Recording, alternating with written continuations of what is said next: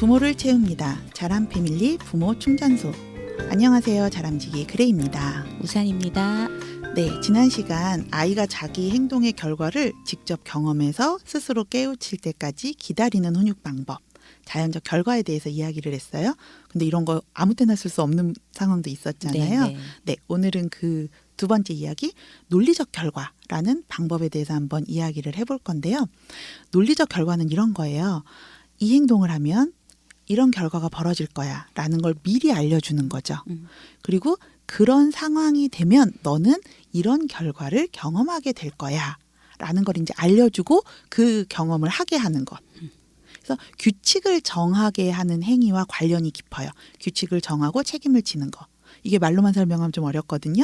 예를 좀 들어볼까요? 예를 들어서 텔레비전을 적절한 거리에 앉아보게 해야 되잖아요. 그렇게 어디에 가까이서 보고서 그냥 눈이 나빠지게 둘 수는 없는데 근데 당장 오늘 텔레비전을 가까이서 본다고 내일 눈이 나빠지는 건 또 아니잖아요. 이런 상황일 때 우리 훈육하기 굉장히 힘들어요. 네, 아이들이 네. 떼쓰고 뭐 사탕을 먹는다고 이가 바로 썩는 것도 아니고 뭐 이런 것들. 그럴 때 우리가 이제 자연적 결과를 기다릴 수가 없기 때문에 그럴 때에는 우리가 미리 설명을 하고 규칙을 정하죠.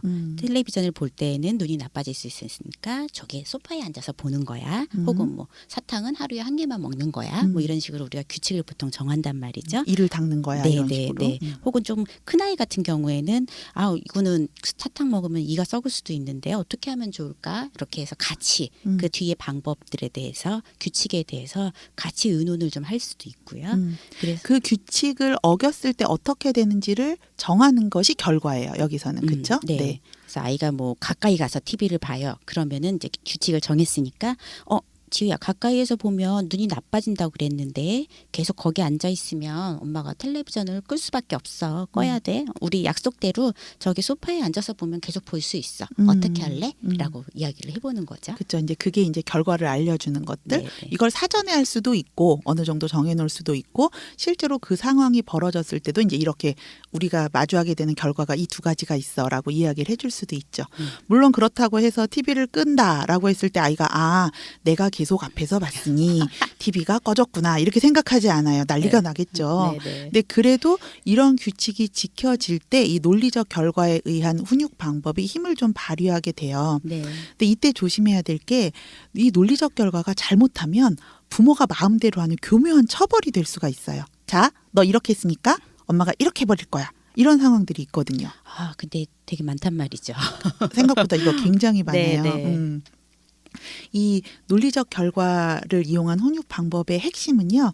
처벌이나 분풀이가 아니라는 거예요. 아이를 존중하면서 가르치는 거에 이제 중심을 둬야 된다는 것. 그래서 단호하지만 사실은 좀 정중한 태도도 필요한 거고 내 말을 안 따랐으니까 너는 벌을 받는 게 당연해 하는 마음이 있다면 이건 이미 벌을 주고 있는 거예요. 그렇죠? 그래서 그렇게 흘러가지 않으려면 사전에 조금 더 충분한 합의가 좀 필요한 부분이 있고요. 아이 입장에서 연령대에 따라 많이 다르겠지만 내가 이렇게 행동하면 어떤 일이 벌어지겠구나라는 걸 그 아이의 연령이나 발달 단계에서 충분히 알아들을 수 있는 상태여야 되는 게 되게 중요한 것 같아요.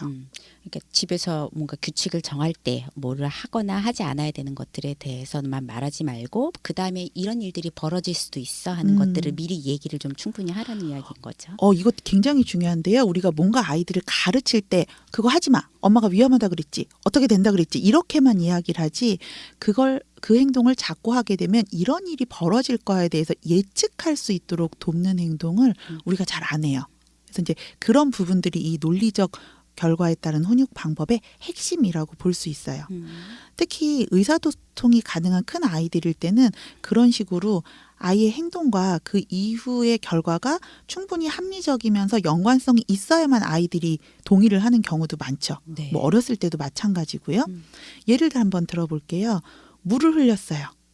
그랬을 때 우리가 합리적으로 연관성이 있으려면은 어떤 책임을 아이가 가질 수 있게 결과를 제시를 해야 될까요? 뭐 흘렸으니까 흘린 물은 네가 닦아. 그리고 뭐 다시 물을 채워 뭐 이런 것들. 그 그렇죠. 정도? 뭐 그리고 그러니까 물이 이렇게 흘리거나 할 수 있으니까 다음부턴 컵을 이걸 쓰자. 계속 만약에 이 컵에 먹겠다고 뭐 때를 쓰면 뭐 어떻게 될 수 있어. 뭐 이런 것들일 텐데 갑자기 이러는 거죠. 너 물 흘렸지? 엄마가 만화 이제 못 보게 꺼버릴 거야. 뭐 이런 거. 전혀 연관성이 없잖아요. 내가 한 행동과. 네, 네. 그리고 또 아이들 조금 초등학교만 돼도 요즘 핸드폰들 다 가지고 있는데 우리가 실질적으로 마음대로 처벌로 쓰는 대표적 방법이 이거예요. 무조건 핸드폰을 뺏어버리는 거죠. 논리적인 어떤 연관성이 전혀 없는 행동들. 모든 문제의 근원이 거기 있는 것처럼 보이거든요. 네. 학원에 안 갔어. 휴대폰 내놔. 그쵸? 늦게 들어왔어. 휴대폰 내놔. 뒹굴거리는 거 보기 싫어. 답답해. 휴대폰 내놔. 그쵸? 네. 실제로 휴대폰을 아이가 건강하게 쓰도록 가르치기 위한 논리적 결과라고 한다면 실질적으로 기준은 유해한 거는 보지 말자. 또 예를 들면 준비물과 숙제를 10시 반까지는 마무리를 해놓자. 그렇지 않았을 땐 10시 반부터 다 할 때까지는 휴대폰을 볼 수 없어.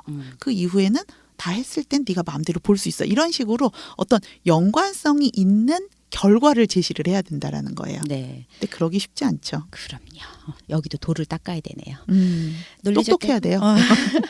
논리적 결과에서 결국 중요한 거는 일단 사전에 서로 합의가 되고 충분히 공유가 좀 돼야 된다라는 네. 거. 그다음에 두 번째로는 행동하고 결과가 충분히 서로 연관성이 있어야 된다는 거. 네. 그리고는 이게 벌이 되지 않도록 교묘하게 되지 않으려면 존중하는 태도가 좀 필요하다는 거.